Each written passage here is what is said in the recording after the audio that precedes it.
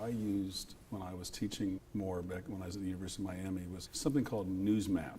And what it takes are all of the major news stories in an infographic across the world to see what are the headlines, what are the different countries talking about. And of course the things that are talked about the most are the biggest headline, and then it goes down to the tiny things that are usually local news or whatever. But to give that to students as a reminder that we're not the only ones talking about certain things. Absolutely. And also to see what is on the top of mind in Ecuador or in just the order of the articles, what comes first. Right. That's very interesting. Right. And whatever is the equivalent of the Spice Girls is usually still up there. Absolutely. So there's something, some popular culture moment is always at the top there. of most countries. Yeah. But you can actually filter through sports, politics. Oh, that's great. That's great. But, yeah. Just check it out. Well, listen, I wanted to talk a little bit about,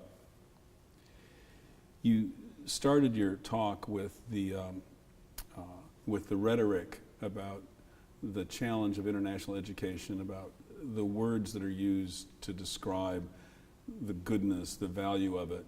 And you shifted that almost immediately into a discussion of international education as pragmatic. Talk a little bit about that. I think international education shares some of the maladies of liberal arts education, and it's self-imposed. And that's what really pains me as I see what happens to two very important components, original components of a distinctively American education out of the 18th century. And both of them, they represent themselves to the American public and sometimes to themselves as, let's say, in liberal arts education, you get to think critically and you get to understand virtue and understand a scope of activities.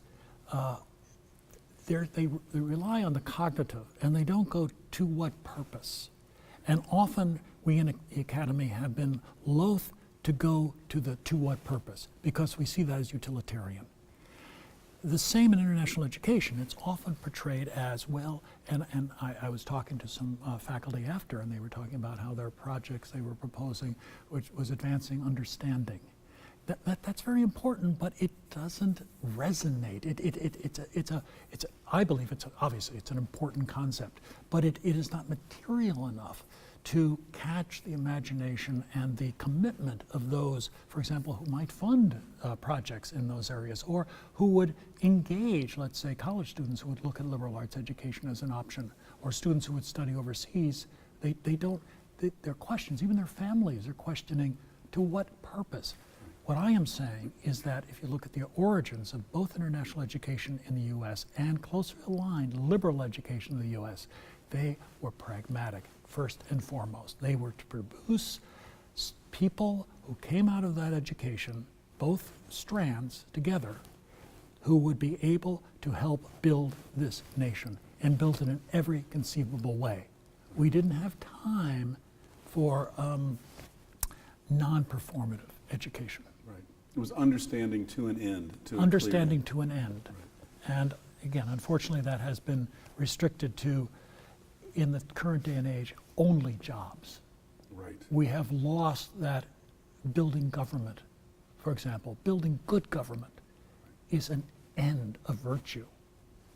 One of the things that you also said that I thought was interesting from the student's perspective, and from the educator's perspective, the idea that they are coming here to learn from us and then stopping the assumption there and not extending it to what can we learn from those students who are coming. Precisely. I think that is related to the notion that I've witnessed in my career, and that is the notion that we often look at a student and think the student is a tabula rasa.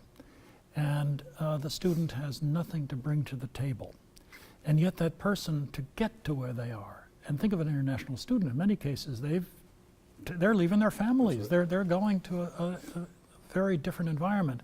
They're bringing certain virtues, certain insights to us, and we should have not just the respect, but we should want to hear what they have to say to extend our knowledge. Now, this is a problem with the academy. And this is, again, much, much bigger issue. That's why I like these issues of liberal education and international education, because they relate to the bigger issue. Right. And that is, are we expressly telling our students why they're studying? To what end? And I think we've moved away from that commitment. Though the students themselves, especially their families, whether they're families from abroad or families from the east of Long Island or borough in New York, certainly want to know the why of But the why is often translated into the job. And what we have not been able to do, and this is arguable, obviously, arguable statements, but what we have not been able to do is take something like understanding and show that it has a deliverable. Right. To use a little bit of more corporate language. Absent that, what they hear is, oh, he's going to understand someone or she's going to understand someone. I'm not paying that money for that, you know. But if they're going to understand so that they can better improve their own situation or the situation of their community or their nation or the world, then I think we have a more material position. Now you could say, if you're a purist, don't want to hear anything about an end. That's not American education. Again, we were created with a product in mind.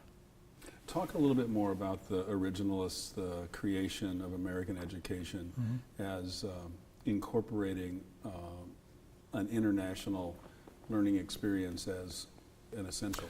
Well, again, Benjamin Rush was probably the most outspoken because he had one of the first, and maybe one of the few founding fathers to have a complete professional training overseas. I mean, that's where in Scotland, that was the place for medical education. He went there and got that.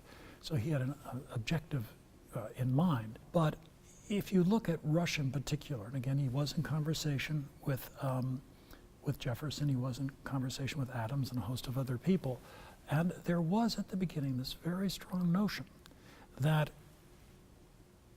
we in higher education, as we built a national system, and that's what many of them aspired to, a national system of education, feeder colleges going into a national university, that the outstanding students, at that point, the outstanding students would have an opportunity to go overseas.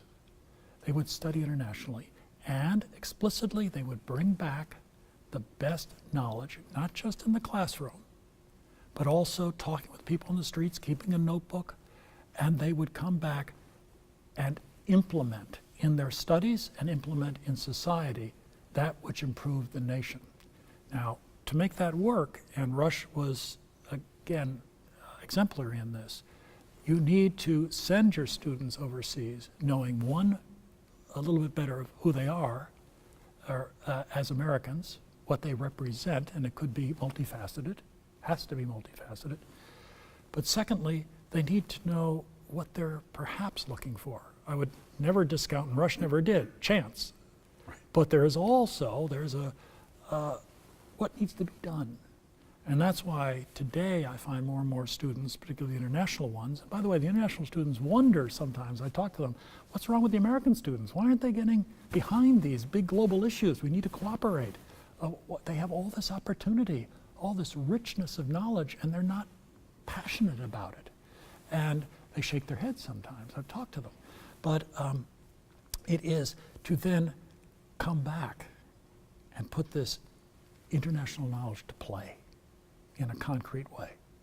And that, in the American sense of higher education, is not a transgression. That's not an insult to American higher education. That is an affirmation of American education. One of the other things that you mentioned and focused on quite a bit is international students are coming to America in many cases, not just to get a certain body of knowledge. In many cases, the degree contents can be obtained in their own countries. That's right. But it's looking to America to try to understand how America works, how this country innovates. That's right. Talk a little bit about that. Well, I think what we're seeing is as a new generation of international students is starting to come to the U.S., we're seeing that they're not necessarily looking at a university name. They're looking at a program within a university, and they're looking for excellence and interesting aspects of that particular program. That means they are moving it somewhat away from rankings, and they're looking more closely, a more granular level. And in that, they're coming to the U.S. to find in those subjects and the out-of-class activities what they see as the secret sauce of America success around the globe. And they see it that way. And I think that's arguably defensible. And so they see entrepreneurialism, risk-taking.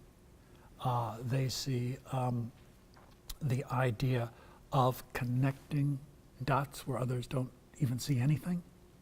And they see a certain passionate element. I'll never forget, a little aside, but once when I was with the Prime Minister, Tony Blair, there was this long conversation, and he was back and forth with his chief of staff about an issue.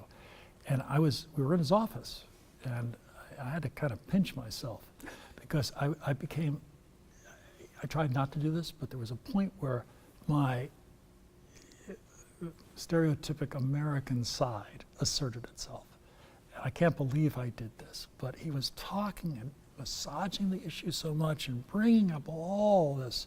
I mean, some knowledge is critical, but too much knowledge to the point of paralysis is paralyzing you is not appropriate. Finally, I just said, Mr. Prime Minister, you've asked me to help you understand the American mind. I'm going to demonstrate it right now. Stop talking and do something. Stop. It's time to act. That's the moment. And then it was like, right, that's it. That's it. And that may just be one of the lessons that we give the young men and women who are coming to us from all over the globe. That is one of the important things we... And I think we have to understand ourselves on that too, because we ourselves can see that as irresponsible decision making. And we certainly have some examples of that. But we're talking about Benjamin Rush and Jefferson and all those original founding fathers. If you want to be an originalist, we're talking about informed decision making, but where you acted. You acted on that knowledge. You didn't just sit and contemplate. It wasn't a luxury. It was a necessity. It wasn't without deliberation, but it was not without deliberation. Deliberation had to stop. That's right. One of the final things I wanted just to get you to elaborate a little bit on is this concept that international education, whether it's study abroad or internationalization woven throughout the curriculum, or students coming from abroad to America, that it's just not a kind of an add-on or a different experience, but it's actually a job of work that is required work that we need to do and need to have our students do in order to meet the challenges and solve the problems of the future. Well, again, I go back to it is part of the original definition of an American education. To not recognize its power, as our founding fathers recognized its power, is to diminish the import of all our work. And so it is not something extra. We have made it extra because we have, arguably again, we have hijacked the original concept into the silos of the academic disciplines and academic hierarchy versus the original political concept of a distinctively American education. So there is absolutely no historic ground to stand on unless you go back to the self-serving beginning of academia in the 19th century concept. The original concept was something quite different, and I think we need to tap into that as creative originalists in higher ed today. Thank you so much. Thank you, and thank you for the invitation. That's all right.